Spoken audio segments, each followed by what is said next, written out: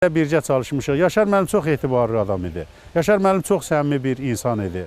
1991-94-cü illərdə eyni zamanda Bakı Sosial İdarəetmə və Politologiya İnstitutunda ikinci ali təhsil aldı.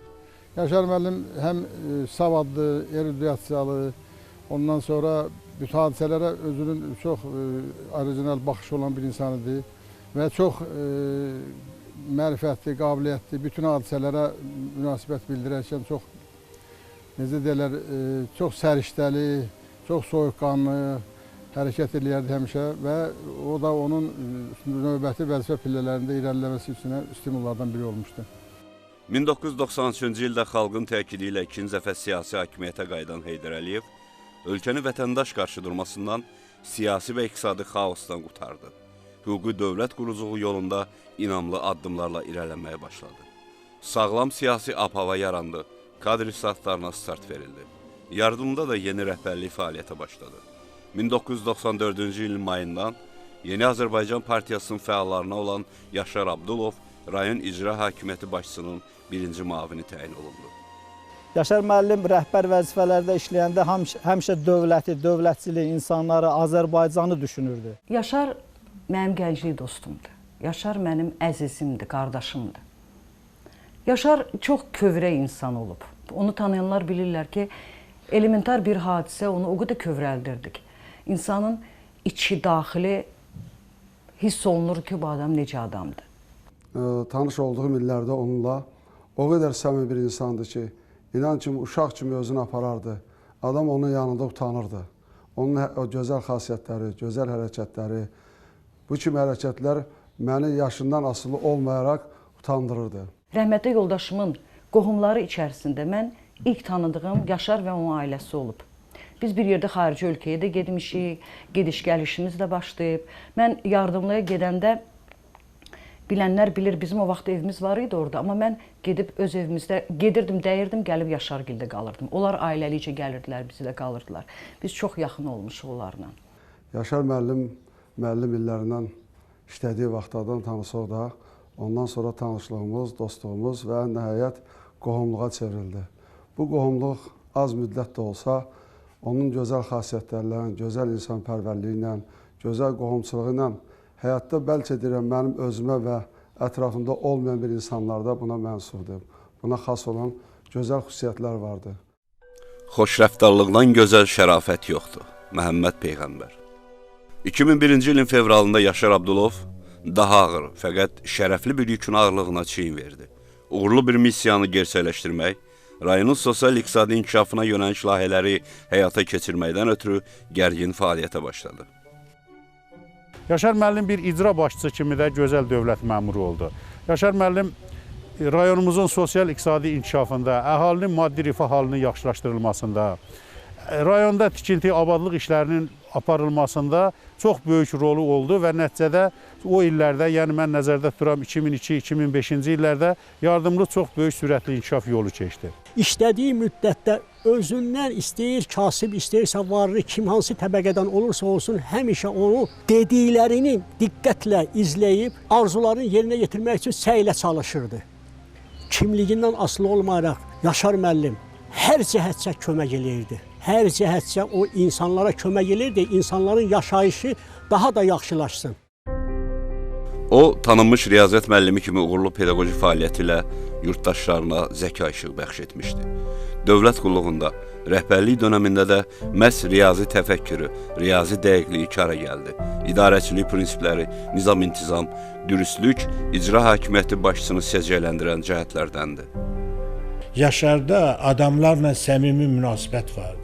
Cəmaata bir sevgisi vardı. Ədalətli adamıdır. Rayon cəmaatının hər birinin dərdini dinləməyə hazırdır.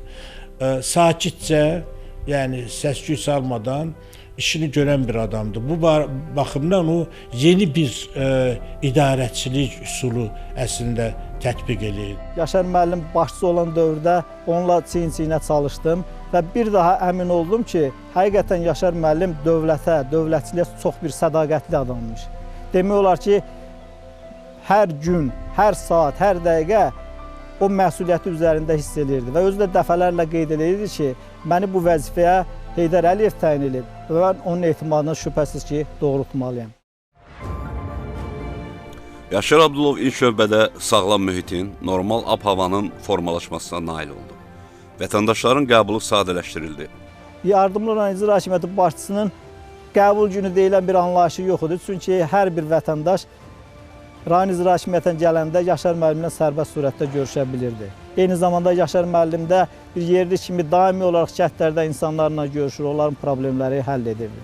Həmişə deyərdi ki, əlimdən nə gəlir eləyirəm. Çünki bugün vəzifə məndə var, imkanım daxilində əlimdən nə gəlir, yaxşılıq onu eləməliyəm. O dinləməyi bacarırdı.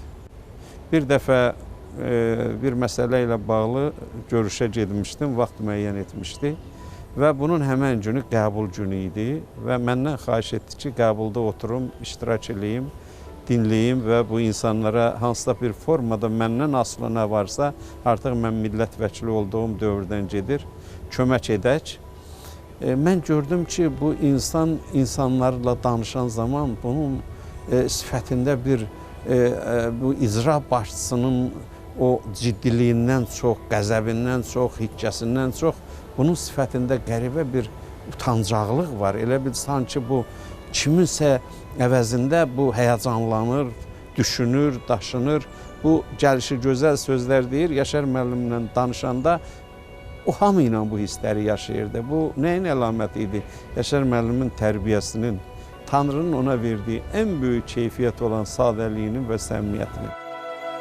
Yaşar Abdulov ilk öncə əhaliyə torpağa bağlılığı təlqin etdi. Əkin-biçinə maraq oyatdı. Yurd yerinə sevgi aşıladı. Diqqət çəkən cəhət ondan ibarət ki, Yaşar müəllim o el arasında deyirləri, bütün bu vəzifə kürsüsündə, bu pillələrdə, bu inkişafda deyir, tükünü də dəyişməlidir. O müəllim işlədiyi dövrdə nə qədər sadə idisə, elə sadə qaldı. Nə qədər səmimi idisə, o qədər də səmimi qaldı. Amma fərqli oldu ki, o vəzifə kürsülərinə yüksəldikcə, onun imkanları artdıqca daha çox səxavətli oldu, daha çox xeyirxah oldu, başqalarına daha çox diqqətli oldu. Heyvandarlıq, taxılçılıq, bir sözlə kənd sıfatı sahəsi özünün ən yüksək inkişaf mərhələsini yaşadı. Həmin dövrlərdə inanın ki, yardımının torpaq sahələrinin hamısı yalnız təbliğat vasitəsilə cəmaatın öz gücü ilə əkib becərilirdi. Rayonda o vaxt kanki deyilən qurğular var idi. Taxılı döyüb ondan un əmələ gətirdilər, dən əmələ gətirdilər. Yaşar müəllim çalışırdı ki, demək olar ki, rayonun bütün kəndlərində belə qurğular olsun ki, cəmaat əkib becərsin, məhsulu boşa verməsinlər. Məhz o dövrdə yardımda çox sayda müasir tipli taxıl dəyirmanları tikildi. Statistik məlumatlara görə rayonda ümumilikdə 62 dəyirman fəaliyyət göstərirdi. Rayon öz ehtiyacını ödəyəcək dərəcədə taxıl istehsal edirdi. Bürokratik əngəllərin aradan qaldırılması, işgüzar mühit, özəl sektora qayğı fermer təsərrüfatlarının inkişafına rəvac verdi. 2002-ci ildə rayon rəhbəri mərkəzi mətbuata müsahibəsində söyləyirdi. Heydər Əliyevin müdrik aqrar siyasətinin, torpaq üsulatlarının özəlləşdirmə proqramının nəticəsi olaraq torpaqların bölüşdürməsində sosial ədalət prinsipi, kəndlilərin arzuları, fikirləri əsas meyar götürülmüşdür. O vəzifə yükünün altında da köhnə dostları ilə, yerli cəmaatı ilə, ondan sonra yəni bürokratik əngəllərə sığmadan xoş, mehriban münasibəti qoruyub saxlamaq hər kişinin işi deyil. Məncə Yaşar Abdulov bunu bacarmışdı. Ona görə də rayonda onu sevirdilər və güman edirəm o sevgi bu gün də davam edir. Torpağa sevginin və rayonda yaradılan münbit şəraitin sayəsində 1930-cu ildən bəri cəmi 4-5 min ton taxıl istehsal edən yardımlı təkcə 2001-ci ildə 15 min ton taxıl tədarükü görmüşdü. Bu, rayon tarixində görünməmiş yüksəliş, qeyri-adi nəticə idi. O icra başçısı işlərində mən yardımlı su kanal idarəsinin rəisi işləyirdim. Həmin illərdə təbii fəlakət baş verdi. Yardımda körpüləri əksəriyyətini sel suları darmadağın etdi. Ona görə də Yaşar müəllimin mən yanına gedib körpülər haqqında ona məlumat verdim. Və əlavə yerlərdə bizim tikinti materialları olması haqqında ona geniş izahat verdim. Və o təcili olaraq körpülərin tikintisi üçün göstəriş verdi. Və biz yaxın müddətdə Yardımlı qəsəbəsindən Bozeyran kəndinə keçən körpünü, Yardımlı qəsəbəsində Güney Allı sahəyə keçən körpünü və Yardımlı qəsəbəsindən Nəcəv adına gedən qəsəbəyə körpüləri biz qısa müddətdə deməli təmir edib istifadəyə verdik. Bir çox tikinti və abadlıq işləri daxili imkanlar hesabına gerçəkləşdirildi. Dövlət büdcəsindən vəsait xərcləmədən Avaş, Aslanlı, Vərov ərazi nümayəndəlikləri üçün müasir tipli inzibati binalar tikildi. Avur kəndində piyada keçid körpüləri salındı. Daşkətdə, Horavarda, Çayüzüdə ümumi istifadədə olan kənd bulaqlarında əsaslı təmir işləri aparıldı. Bütün tədbirlərdə bir yerdə olmuşuq. Hətta talih elə gətirdi ki, Yaşar müəllim icra başçısı, birinci müavin olanda da, icra başçısı olanda da mən bələdiyyə sədri idim. Hətta o vaxt Bakıya gələndə də müəyyən bir tədbirlərə, iclaslara eyni vaxtda məni də çağırırdılar, onu da çağırırdılar. Eyni vaxtda gəlirdim. Sarayda, məsələn, başqa qonşu rayonların hamısının icra başçılarının onunla olan münasibətləri, orada da bir daha adam hiss edirdi ki, bunun hamısının Yaşar müəllimə bu cür münasibəti olmağı ondan əmələ gələn o səmimiyyətdir. Masallı Yardımlı, Yardımlı Şəfəqli, Şəfəqli Avaş, Hamarkənd, Ünəş və digər kənd yolları təmir olundu. Uzun fasilədən sonra asfalt zavodunun fəaliyyəti bərpa olundu. Çox belə fəxr edici, qürur verici bir hal ondan ibarətdir ki, Yaşar müəllim doğrudan da sıravi ürün müəllimlikdən bir dövlət xadimi səviyyəsinə qədər yüksəldi. Güney adlı məhəllə susuzluq bir diyar idi və həmin orada cəmaatımız susuzluqdan əziyyət çəkirdi. Məlum oldu ki, Panki ərazisindən su vardır, amma o suyu çəkdirmək bir nağıl idi. O dövrdə ayrılan pullar çox cüzi olduğuna görə bu layihələrin gerçəkləşməsi çox çətin idi. Amma buna baxmayaraq Yaşar müəllim inadla bu layihənin üzərinə düşdü və Yardımlı Pankidan su çəkildi. Bu gün də həmin sudan bütün Güney məhəlləsi istifadə edir. Körgədi kəndinə qədər o su axıb gedir. Bax, o Yaşar müəllimin əməyinin nəticəsidir. Bu gün də həmin o sudan istifadə edir. Hər bir sakin Yaşar müəllimə rəhmət oxuyur. Çayüzü kəndində düzəldilən Heydər bulağı bu gün də könüllərə sərinlik səpir. Sivdaşın ən uca zirvəsində qərar tutmuş, 18-ci əsrin yadigarı Abdilli kəndinə də 3 kilometrlik məsafədən su xətti çəkildi. Habelə Xanbulaq, Abbasabad, Hamarkənd, Vərgədüz cəmaatının su probleminə də son qoyuldu. Onda bir kübarlıq var idi, onda bir əlcənablıq var idi. Sakit, asta və səbir dolu hər bir kəsi dinləməyi bacarırdı. O ziyalıların qədrini verir və ziyalılara yüksək qiymət verirdi. Yaşar Abdulovun rayona rəhbərliyi dövründə hər zaman örnək olası daha bir maraqlı, mənəvi ruhu duyğular oyadan ənənənin əsası qoyuldu. Yaşar müəllim icra başçısı işləyəndə, deməli, əsli rayonumuzdan olan, başqa yerdə yaşayan və rayonun özündə yaşayan, zəhmətləri olan, məsələn, Fəzail müəllim rayonda maarifin təhsilinin bünövrəsini qoyub. Yardımda təhsil deyəndə hamı Fəzail müəllimi canlandırır. Bu vaxtda kitablar da var falan.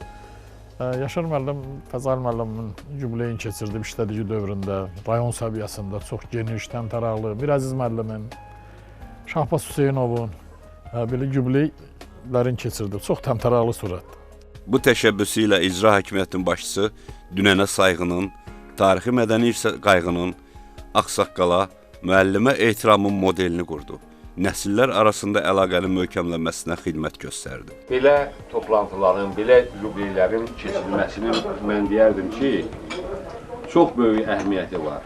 Birinci əhəmiyyəti ondadır ki, bizim gənclərimiz, bizim davamçılarımız görürlər ki, rayonun ictimai həyatında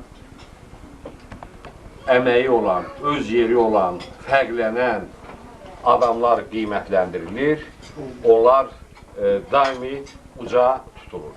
İkinci bir məqsədimiz isə odur ki, adamları bir-birinə yaxınlaşdırmaq, müəssisələrdə, ələlxüsus təhsil müəssisələrində işi bir növ canlandırmaq.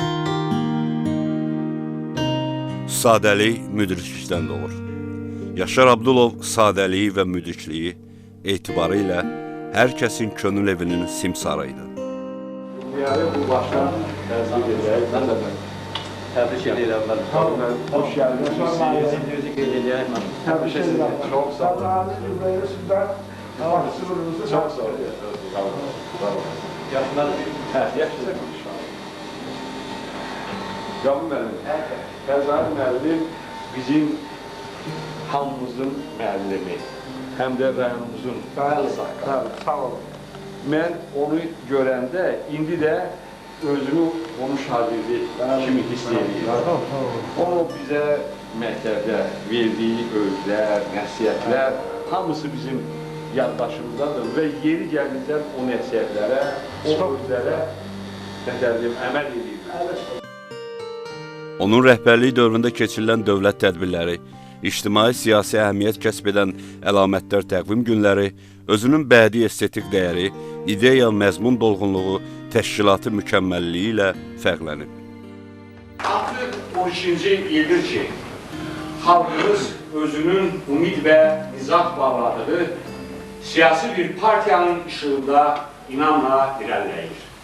Yeni Azərbaycan Partiyası Respublikamızda yaranmış ictimai, siyasi tələblərin nəticəsi kimi meydana gəlsə də, hazırda bu partiya Respublikamızın işıqlı gələcəyi uğrunda mübarizə aparır. Yeni Azərbaycan Partiyasının qısa bir müddətdə belə bir nüfuz qazanmasına səbəb şübhəsiz ki, bu partiyaya dünya şöhrətli şəxsiyyət, böyük siyasi təcrübəsi olan bir adam, güclü intellekta malik bir insan və dünya şöhrətli bir insanın ürəyi daimi Azərbaycançılıq ideyaları ilə döyünən Heydər Əliyevin rəhbərlik etməsindədir. Mən Mərkəzi Seçki Komissiyasında informasiya mərkəzinin direktoru işləyirdim və seçkilər zamanı çox sıx əlaqədə olurdum Yaşar müəllimlə. İnandırım sizi, Yaşar müəllim nə qədər dövlətə sadiq, dövlətçiliyimizə sadiq və nə qədər məsuliyyətlə işinə yanaşan bir, dövlət işini yaxşı bilən bir insan kimi mənim xatirəmdə qaldı. Hörmətli toplantı iştirakçıları, hər bir suveren dövlətin vətəndaşı onun həmin ölkədə mənsubluğunu bildirən sənədə malikdir. Bu sənəd onun vətəndaşlığını bildirir, onun vətəndaşlığını təsdiqləyir. Respublikamızda müstəqillik əldə olunduğundan sonra bir sıra dövlət atributu sənədləri kimi vətəndaşlıq sənədlərini də hazırlanmaq sayəsində möhtərəm prezidentimizin tapşırığı ilə bir sıra işlər görülmüş və vətəndaşlıq sənədləri hazırlanıb vətəndaşlarımıza paylanmağa başlanmışdır. Bugün bu bayram günündə rayonumuzda da bir qrup vətəndaş üçün şəxsiyyət vəsiqələri hazırlanmış və nəzərdə tutmuşuq ki, həmin sənədlər bu bayram günündə həmin vətəndaşlara təqdim olunsun. İcazə verin, bugünkü bayram münasibəti ilə ilk növbədə ilk şəxsiyyət vəsiqəsini Rayon İcra Hakimiyyətinin başçısı Yaşar Abdullah cənablarına təqdim edirəm.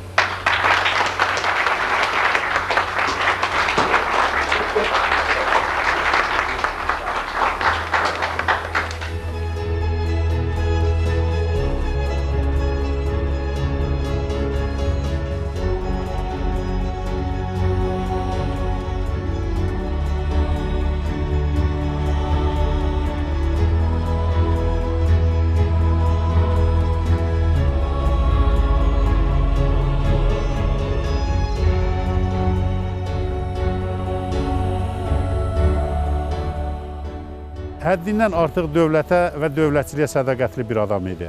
Yaşar müəllimdə yüksək intizam mədəniyyəti var idi. Yaşar müəllim verilmiş hər hansı bir qərarı, hər hansı bir tapşırığı çalışırdı ki, vaxtından əvvəl icra eləsin və həddindən artıq bir məsuliyyətli insan idi. Və bizlərə də bunu həmişə tövsiyə eləyərdi. Bu insanın hər bir zaman, hər bir hərəkətinə, tərbiyəsinə, oturuşuna, duruşuna valih idim. Yəni. Baxırdım ki, özünün hansı tərəfdən hərəkətlərin hamısına fikir verir və onu bir nümunə kimi seyirdim ki, belə bir insan var, belə bir insan doğrudan da bu insanın özünə qarşı hörməti, ailəsində yer tutması, ailəsinin uşaqlarının tərbiyəsi, cəmiyyətdə hamının yanında sayğılı, hörmətli olması mənim üçün böyük bir örnək idi.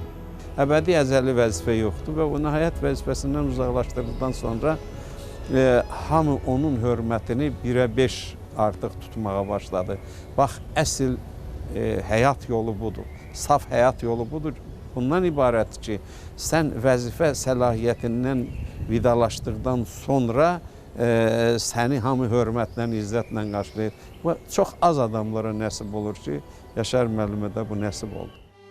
Həyat uzunluğuna görə deyil, məzmununa görə qiymətləndirilir. Senega. Yaşar müəllim ömrünün son illərini paytaxtda keçirirdi. Amma yenə mütəmadi rayona baş çəkir, köhnə dostlardan hal əhval tuturdu. Yardımının gələcəyi ilə bağlı